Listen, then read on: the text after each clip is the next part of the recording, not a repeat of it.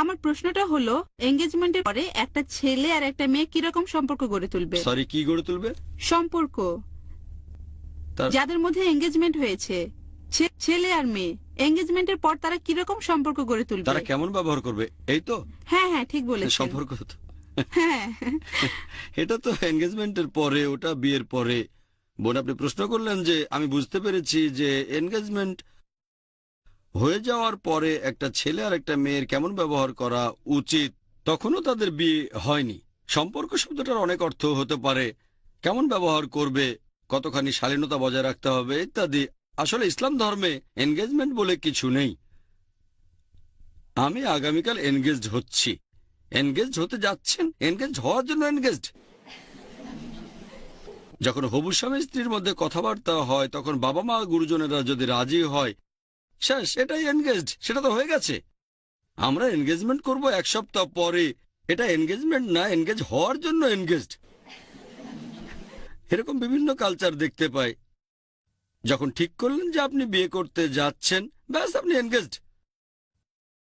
তাহলে যখন ঠিক করলেন যে বিয়ে করবেন, হ্যাঁ, বিয়ের দিন কয়েক সপ্তাহ পরে ঠিক করতে পারেন, কয়েক সপ্তাহ, কয়েক মাস পরে হোক, কোনো সমস্যা নেই। কিন্তু যদি বলেন আমরা এনগেজমেন্ট করব আর আংটি বদল করব অথবা অন্য অনুষ্ঠান, গায়ে হলুদ দেয়া, মেহেন্দি দেয়া, এরকম কোনো অনুষ্ঠান, এগুলো হচ্ছে কালচার।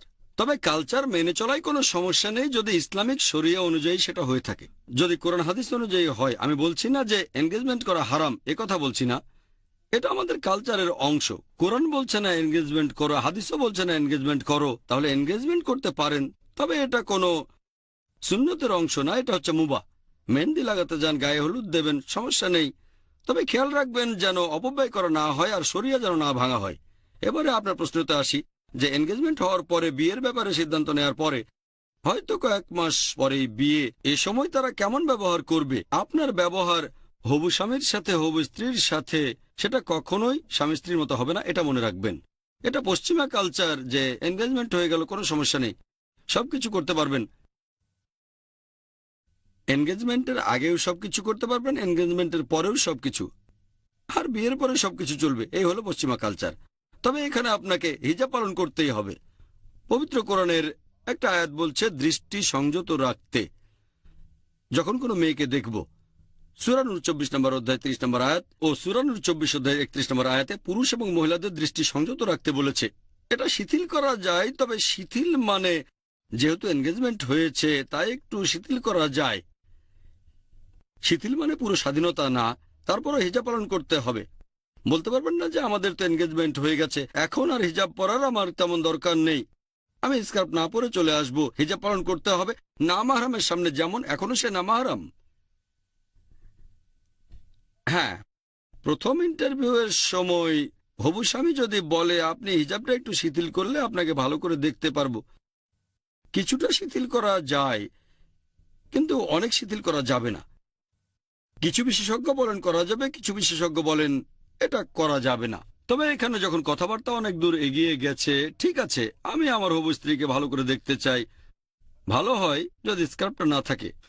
কিছু বিশেষজ্ঞ অনুমতি দেন, কিছু বিশেষজ্ঞ অনুমতি দেন না, এ ব্যাপারে মতভেদ রয়েছে। তবে তার মানে এই না যে পুরো হিজাব বাদ দিয়ে দেবেন। হ্যাঁ, স্কার্ফটা খুলতে পারেন, তবে সেটাও সবসময় না। এছাড়াও হিজাব পালন করতে হবে যেন সে না মাহরাম। যেসব ব্যাপারে কিছুটা শিথিলতা আনা যায়, যেমন তাকানো, সেটাও সামান্য কিছুটা। দ্বিতীয়টা, যদি আপনারা কখনো দেখা করেন, হয়তো আলোচনা করার জন্য দেখা করলেন, সেখানে যেন একজন মাহরাম থাকে। হয় হবু স্ত্রীর ভাই সেখানে থাকতে পারে, অথবা বাবা, অথবা চাচা, অথবা থাকতে পারে হবু স্বামীর বোন, তার মা অথবা খালা। এভাবে বলবেন না যে এনগেজমেন্ট হয়ে গেছে, চলো সিনেমা দেখে আসি, একেবারে পেছনের সিটে। পেছনে না, সামনে না, মাঝের সিটও না। তার সাথে পার্কেও যেতে পারবেন না, মোটেই না, দুজন মিলে যেতে পারবেন না, কারণ এখনো সে আপনার না মাহরাম। আপনি বাসায় মিটিং এর ব্যবস্থা করতে পারেন।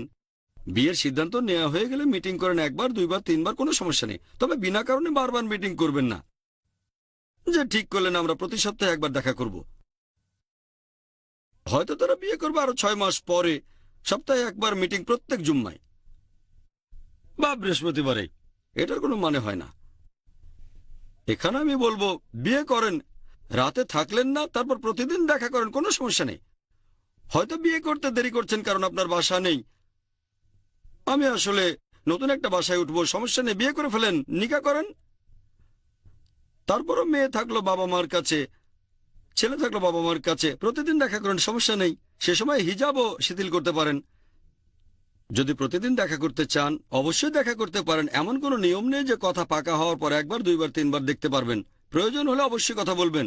যেমন হয়তো আপনি প্রশ্ন করলেন আমি কোন সাবজেক্টে পড়বো, সে কোন সাবজেক্টে পড়বে, দেখা করতে পারেন, তবে সে সময় যেন একজন মাহরাম থাকে যখন কথা বলবেন। এমন না যে দেখা করব না কিন্তু ফোনে কথা বলবো অন্তত আধ ঘন্টা। আর আমাদের নবীজি সাল্লাল্লাহু সাল্লাম বলেছেন, যদি দুজন না মাহরাম কোনো ঘরে থাকে সেখানে তৃতীয় জন শয়তান। তাহলে যদি এনগেজমেন্টও হয়, আপনি একা আছেন, সাথে হবু স্বামী বা হবু স্ত্রী, এটা ইসলামে পুরোপুরি হারাম, পারবেন না। একজন মাহরাম থাকতে হবে। যদি মাঝে মধ্যে ফোনে কথা বলতে চান, হ্যাঁ সেটা বলতে পারেন, কথা বলতে পারেন, তবে অভ্যেস বানিয়ে ফেলবেন না যে সপ্তাহে অন্তত একবার কথা বলতেই হবে, অথবা 3 দিনে একবার বা মাসে একবার। প্রয়োজন হলে কথা বলবেন, তবে খেয়াল রাখবেন কথাগুলো যেন ইসলামিক হয়। খুব বেশি ঠাট্টা হাসি তামাশা করবেন না, এটাও হিজাবের একটা অংশ। না মাহরামের সামনে যেমন নিয়ম সেভাবে হিজাব পালন করতে হবে। যদিও তার সাথে এনগেজমেন্ট হয়েছে, তার সাথে দেখা করার সময় একজন মাহরাম থাকবে। অন্য লোকের ক্ষেত্রে একই নিয়ম। ধরেন ডাক্তারের কাছে যাবেন, সেখানে প্রতিদিন যেতে পারেন, সমস্যা নেই, কারণ সেখানে আপনার প্রয়োজন আছে। তাহলে যদি প্রয়োজন হয় যে বিয়ের কিছু বিষয় নিয়ে আলোচনা করতে হবে বা এরকম কিছু একটা, সেখানে যেন মাহরাম থাকে, তবে খুব বেশি শিথিল করবেন না। হিজাব পালন আর শালীনতা বজায় রাখাটা খুবই গুরুত্বপূর্ণ। আশা করি উত্তরটা পেয়েছি।